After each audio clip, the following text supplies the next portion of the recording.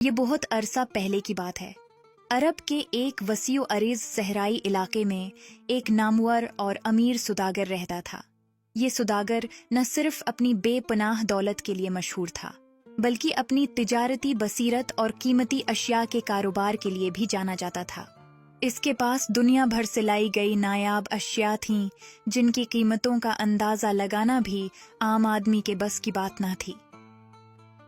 اس سوداگر کے 2 بیٹے تھے، جو نہ صرف حسن و جمال میں بے مثال تھے، بلکہ اپنی ذہانت اور بہادری میں بھی اپنی مثال آپ تھے۔ ان دونوں بھائیوں نے بچپن سے ہی اپنے والد کے ساتھ کاروبار کے رموز سیکھے تھے۔ وہ نہایت محنتی اور فرض شناس تھے، اور ہمیشہ اپنے والد کے کاروبار میں اس کا ہاتھ بٹاتے تھے۔ ان کا کام یہ تھا کہ وہ قیمتی سامان کو ایک شہر سے دوسرے شہر تک پہنچاتے تھے۔ ایک شام جب سورج اپنی آخری کرنیں بکھیر رہا تھا تو سوداگر معمول کے مطابق اپنے کام سے واپس لوٹا۔ رات کو کھانے کے بعد جب تمام گھر والے کھانے کی میز سے اٹھے تو سوداگر نے اپنے دونوں بیٹوں کو اپنے کمرے میں بلایا اور کہا، بچوں، آج کی رات تم دونوں جو خواب دیکھو صبح مجھے سنا دینا، کیونکہ خواب انسان کی سوچ کی عکاسی کرتے ہیں، اور میں جاننا چاہوں گا کہ تم دونوں کیا سوچ رکھتے ہو۔ اگلی صبح بڑا بیٹا اپنے والد کے پاس گیا اور اپنا خواب بیان کیا۔ اس نے کہا، میں نے خواب میں دیکھا کہ چھوٹا بھائی بہت بلند آسمان پر اڑ رہا تھا، اور میں نے یہ بھی دیکھا کہ آپ کا لاڈلا اونٹ کھو گیا ہے۔ اس کے بعد سوداگر نے چھوٹے بیٹے سے پوچھا کہ اس نے رات کو خواب میں کیا دیکھا۔ تب چھوٹے بیٹے نے اپنا خواب اپنے والد کو سنانے سے صاف انکار کر دیا۔ باپ نے لاکھ کوشش کی، مگر وہ راضی نہ ہوا۔ وہ بار بار یہی کہتا رہا، میں اپنا خواب کسی کو نہیں بتاؤں گا۔ پھر اس نے ملازموں کو آواز دی اور انہیں حکم دیا کہ وہ اسے یہاں سے دور ویران جنگل میں لے جا کر ایک درخت کے تنے کے ساتھ باندھ دیں۔ سوداگر کے حکم کے مطابق چھوٹے بیٹے کو ویران اور گھنے جنگل میں لے جایا گیا، اور وہاں اسے درخت کے تنے کے ساتھ باندھ دیا گیا۔ سورج کی تپش، بھوک، پیاس اور رسیوں کی تکلیف سے اس کا برا حال ہونے لگا۔ اتفاق سے اس ویران جنگل سے ایک قافلے کا گزر ہوا، جس کی قیادت ایک شہزادہ کر رہا تھا۔ جب شہزادے نے سوداگر کے بیٹے کو اس حال میں دیکھا تو اسے اس پر بہت رحم آیا۔ اس نے اسے رسیاں کاٹ کر آزاد کر دیا، اسے پانی پلایا، اور پھر اسے اپنے ساتھ اپنے محل لے گیا۔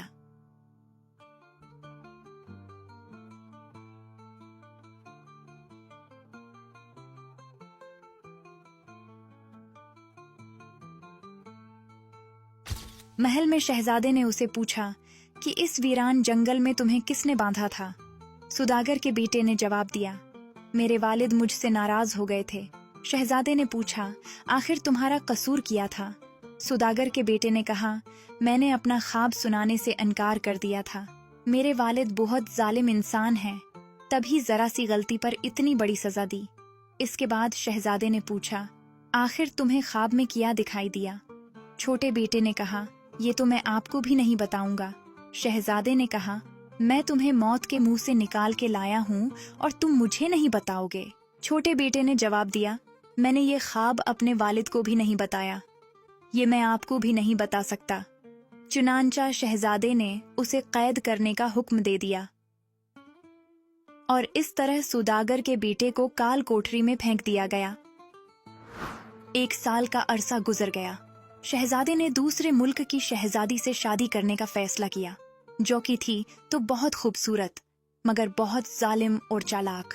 بہت سے امیدوار شہزادی سے شادی کی کوشش کر چکے تھے، لیکن ان میں سے کوئی بھی زندہ واپس نہ لوٹا تھا۔ شہزادہ اس کی خوبصورتی سے اتنا متاثر تھا کہ وہ بغیر کسی بات کی پرواہ کیے اس سے شادی کرنے کے لیے روانہ ہو گیا۔ شہزادے کی ایک چھوٹی بہن بھی تھی، جو ایک دن گھومتے گھومتے کال کوٹری پہنچ گئی۔ جب سوداگر کے بیٹے نے اسے دیکھا تو بولا، شہزادی مجھ پر رحم کیجیے اور مجھے آزاد کر دیجیے، ہو سکتا ہے کہ میں آپ کے کام آ جاؤں۔ مجھے معلوم ہے کہ آپ کا بھائی ایک ایسی سلطنت کی شہزادی سے شادی کرنا چاہتا ہے جو بہت ہی ظالم اور چالاک ہے۔ میری مدد کے بغیر وہ یہ شادی نہیں کر سکتا، اس کی جان چلی جائے گی۔ जो भी इस शहजादी का हाथ मांगने के लिए जाता है वो शहजादी को कायल नहीं कर पाता, जिसके नतीजे में उसे एक वहशी दरिंदे के सामने फेंक दिया जाता है जहां से कोई कभी नहीं लौटा। शहजादी ने पूछा, क्या तुम मेरे भाई की मदद करने की जिम्मेदारी कबूल करते हो? सौदागर के बेटे ने कहा, मैं जरूर मदद करूंगा, मगर उकाब के पर बंधे हुए हैं, यानी मैं कैद में हूँ। शहजादी ने फौरन उसे काल कोठरी से आजाद कर दिया। सौदागर का बेटा आजाद होते ही शहर चला गया। उसने अपने नाम और शक्ल जैसे 12 लड़के जमा कर लिए जो उम्र और कद में उसके बराबर थे। उन सब की आवाज, बाल और आंखों का रंग भी एक जैसा था। उन्होंने एक जैसा लिबास पहना और एक जैसे घोड़े लिए, फिर यूं 13 सवार सफर पर रवाना हो गए। वो एक दिन चलते रहे।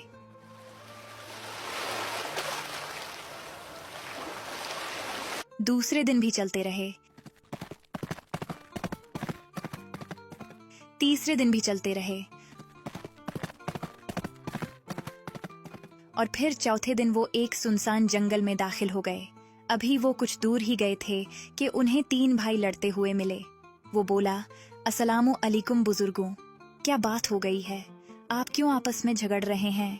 उन्होंने जवाब दिया कि हमारे वालिद ने वर्षे में 3 जादुई चीजें छोड़ी थीं।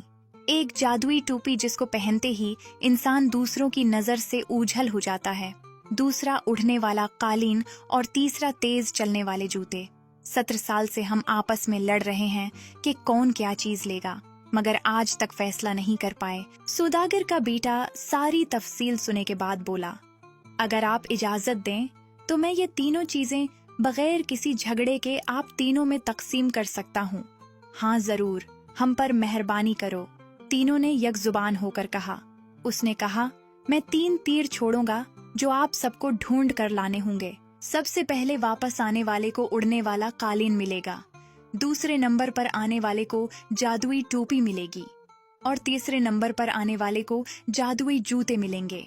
फिर सौदागर के बेटे ने अपनी कमान संभाली और उसमें तीर लगाकर दाएं जानिब छोड़ा और एक भाई से कहा कि वो ये तीर ढूंढ कर लाए।